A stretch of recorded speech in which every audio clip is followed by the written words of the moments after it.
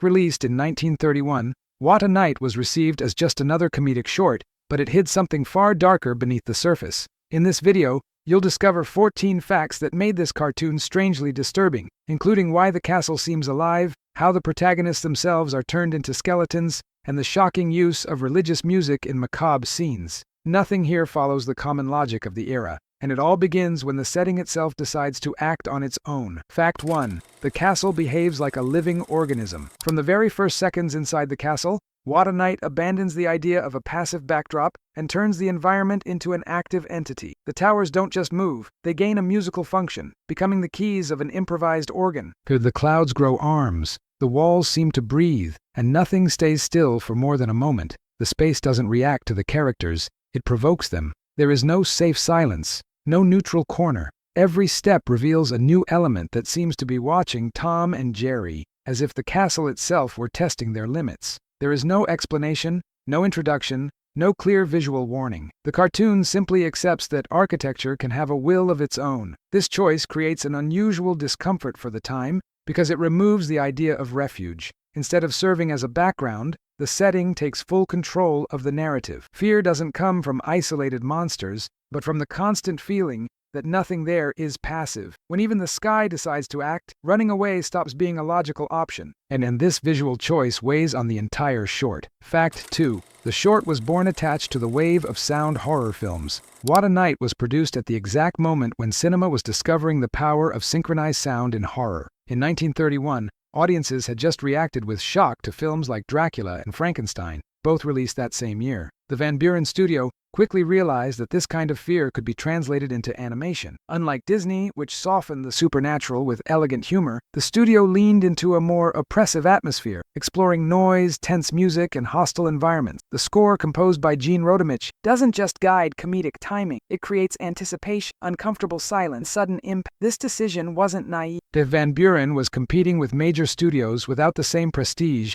and needed to stand out emotionally. The result was a cartoon that doesn't dilute horror, it stylizes it. There is no clear moral, no prolonged relief. The short treats fear as a legitimate spectacle, something rare in animation at that time. This direct connection to popular horror helps explain why What a Night still feels so heavy today. Fact 3. The darkest musical presentation in the short. One of the most uncomfortable moments in What a Night appears when a quartet of skeletons interrupts the narrative to sing as if they were in a light-hearted stage show. The scene mixes humor and strangeness in a direct way. Skeletons in blackface perform pieces of spiritual songs like Golden Slippers, something that was already recognizable to audiences of the time. Visually, nothing seems immediately threatening, but the combination of dead bodies, fixed smiles, and cheerful performance creates an unsettling contrast. This kind of musical number wasn't an isolated decision. Van Buren's studio often leaned on popular references to generate quick recognition, even when the visual context was disturbing. The score, led by Gene Rodemich, reinforces this strangeness by treating the moment as pure entertainment, completely ignoring the haunted environment around. The result is a scene that offers neither catharsis nor real relief. It simply normalizes the bizarre, leaving the impression that, in that castle, even death takes part in the show. Fact 4. The characters realize the danger. In What a Night, Tom and Jerry show fear several times, but almost never truly try to. As soon as the strange phenomena intensify, the two hesitate, tremble, get scared, yet keep moving forward as if there were no real alternative. This narrative choice creates a quiet discomfort, because it breaks the expected reaction of immediate escape. The cartoon establishes a space where fear doesn't paralyze or teach. It simply pushes the characters into the next room. Visually, there are no clearly safe doors, no well-lit corridors, no indication of a rational exit. Every environment leads to another, even stranger one, reinforcing the sense of psychological entrapment. This makes the castle function as a closed loop, not as a place to explore. The absence of a real attempt to escape turns the terror into something inevitable, almost ritualistic. The viewer understands, even without direct explanation, that there is no correct path. Moving forward isn't courage, it's silent condemnation. And this decision reinforces the dark tone of the entire short, making the experience feel more like a nightmare than a traditional animated comedy. Fact 5. One of the most expressive animators received no credit. Few people realize it, but part of the visual power of What a Night comes from an animator who doesn't officially appear in the credits. Jim Tyre, later known for his exaggerated, almost formed style, worked on important, especially in the most surreal moments. At the time, Van Buren's studio followed common in practice, where animators were not as author, full credits weren't, and only main position. This wasn't an isolated accident, but a structural pattern. The rush to compete with larger studios like Disney meant individual names were erased in favor of the brand. The result is that fundamental contributions remained invisible for decades. In the case of What a Night, this omission helps explain why the visual style feels so unstable and risky. There was no polished identity to protect. The cartoon served as a testing ground, and those who took creative risks rarely received public recognition for it. Fact 6. The skeleton acts as if it were still alive. One of the most strangely disturbing scenes in What a Night happens when Tom and Jerry enter an apparently ordinary room and find a skeleton carrying out a personal routine. It cleans itself, organizes things, and behaves with complete naturalness, as if death had not changed its basic habits. There is no classic jump scare or exaggerated reaction from the environment. The scene is presented as something ordinary in that space, which makes everything even more uncomfortable. The humor comes precisely from this normalization of the absurd. Instead of treating the skeleton as a monster, the cartoon presents it as a functional part of the house. This type of visual gag was common in pre-Hays Code animation, when studios like Van Buren still freely explored images linked to death without moral concern. Here, there is no lesson, punishment, or symbolic explanation. The dead character simply exists and performs mundane acts. This reinforces the idea that the castle isn't a place, but an environment where the absence of life doesn't mean the absence of routine. The final effect isn't direct fear, but an uncomfortable sense of accepting death as normality, something rare even by the standards of the time. Fact 7. Ghosts appear without any warning or clear function. In What a Night, ghosts don't enter the scene to deliver a single scare or move the story forward. They simply appear. In several moments, translucent figures show up behind Tom and Jerry without musical cues, without visual build-up, and without an immediate reaction from the environment. Unlike the standard of the era, these ghosts don't attack, don't chase, and don't disappear with a concluding gag. They stay there for seconds that feel too long, watching, occupying space, as if they were a stable part of the architecture. This silent presence breaks the traditional comedic rhythm and creates a deliberate narrative void. The viewer notices something is wrong before the characters do. There's no clear rule about when these apparitions happen, which reinforces the feeling of constant unpredictability. The fear doesn't come from what the ghost does, but from the fact that it does nothing. This choice turns every corridor and every room into unsafe territory, because danger doesn't need to announce itself. In the cartoon, the supernatural has no defined purpose. It simply exists. And this lack of function is what makes these scenes so strangely unsettling. Fact 8. The short was renamed to dilute its original identity. Over time, What a Night began circulating under the alternate title Dick and Larry, a change that wasn't merely cosmetic. Yet the new name helped distance the short from its debut as the official start of the Human Tom and Jerry series, and softened the impact of an episode considered visually strange and narratively heavy. This practice was common in the 1930s, when distributors reintroduced old cartoons to new audiences without commitment to historical context. By losing its original title, the short also lost part of its dark identity. The new name suggests generic comedy, not a macabre atmosphere. For viewers watching out of order or without references, the experience became even more confusing. The audience wasn't prepared for the unsettling tone that followed. This commercial camouflage helped What a Night survive, but at the cost of being understood incompletely. The result is a cartoon that crossed decades circulating as something harmless, when in practice it always carried a discomforting mood that never matched light-hearted labels. Fact 9. The passengers are never explained, and that isn't an oversight. From their very first appearance, the two passengers Tom and Jerry transport behave in ways far too strange to be ordinary characters. They appear identical, wear similar clothing, speak very little,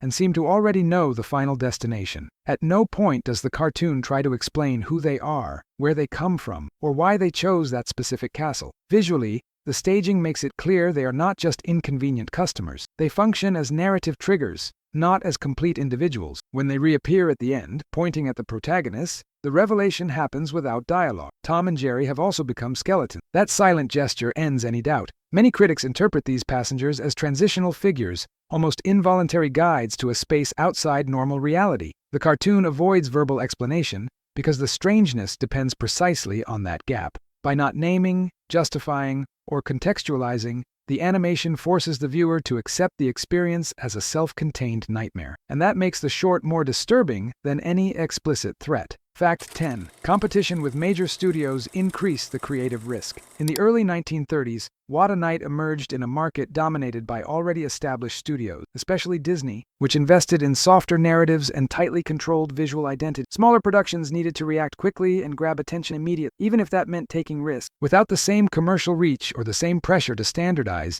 these cartoons often leaned into more aggressive and uncomfortable visual ideas. Instead of polishing fear with light humor, What a Night reinforces strangeness and doesn't try to ask for audience approval. The result is a short that doesn't worry about pleasing all age groups or creating likable characters. This forced freedom produced an uneven cartoon, but also a bolder one. The choices feel unfiltered, prioritizing immediate impact over long-term appeal. That's why the short still feels out of place within its own decade. The absence of institutional caution didn't create an elegant classic, but it allowed a visual experiment that major studios would likely have softened or discarded. Fact 11. The final revelation turns the protagonists into a condemnation. The darkest moment of What a Night happens when Tom and Jerry finally realize that something has changed within themselves. Without elaborate effects or long dramatic build-up, the revelation comes almost casually. First Jerry, then Tom, show that they too have become skeletons. The scene doesn't use a classic jump scare or explosive music. The impact comes from how coldly the transformation is presented.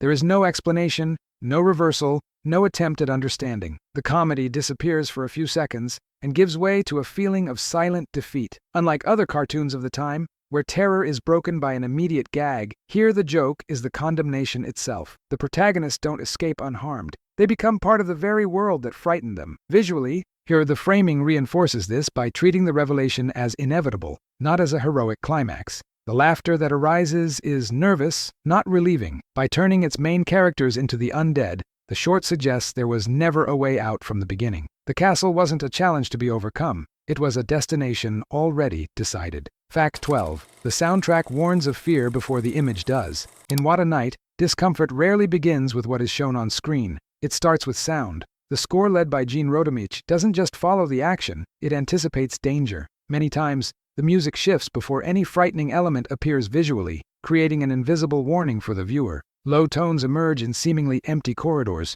while repeated notes sustain an uncomfortable silence that takes too long to break. This inverts the common logic of animation at the time, where sound served to reinforce visual gags. Here, the soundtrack creates expectation and traps the audience in a constant state of alert. Even scenes without explicit monsters carry emotional weight, because the audio suggests something wrong is about to happen. When the image finally reveals the strange, the impact has already been prepared. The result is an experience that is less comedic and more oppressive. The music doesn't relieve, comment, or mock. It pushes the narrative into territory closer to suspense than comedy. This sound choice makes the short feel heavier than it actually is visually, reinforcing its dark tone. Fact 13. Entire scenes were recycled into another film as if they never existed. After the release of What a Night, some of its most striking sequences didn't remain confined to the original short. Parts of the skeleton musical number were later reused in another cartoon, Plain Dumb, without any contextualization or narrative connection. Visually,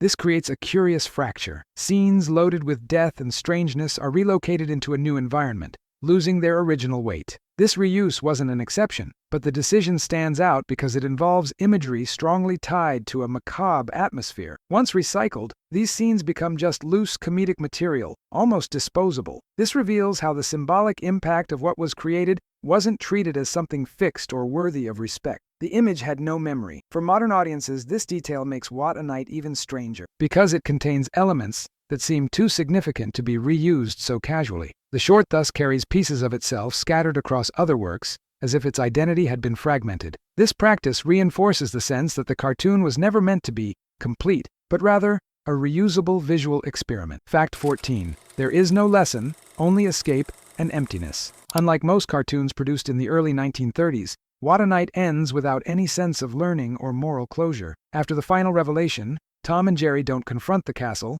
don't undo the curse, and don't regain their original condition. They simply run away. The narrative doesn't reward courage or punish curiosity. It just ends at the moment the characters realize they have already lost. This type of ending was rare in animation of the time, which usually restored balance at the last second. Here, nothing is fixed. Fear doesn't teach, it only marks. Visually, the ending reinforces this idea by avoiding relief shots or prolonged final gags. The laughter that emerges is weak, almost automatic, while the dominant feeling is discomfort. The short refuses to tell the viewer how to interpret what they've seen. There is no hidden positive message, no disguised moral warning. What remains is a dry feeling of escape without victory. What a Night doesn't close its nightmare. It simply wakes the audience in the middle of it. Upon revisiting What a Night, it becomes clear that the short hasn't aged as a simple historical curiosity. Its oppressive atmosphere, lack of comforting logic, and the way fear imposes itself without warning make the cartoon feel more intense than many later films. Nothing is explained. Nothing is resolved. The short ends the same way it begins. Strange, restless, and indifferent to the audience's comfort. That's exactly why it remains so uncomfortable and so memorable.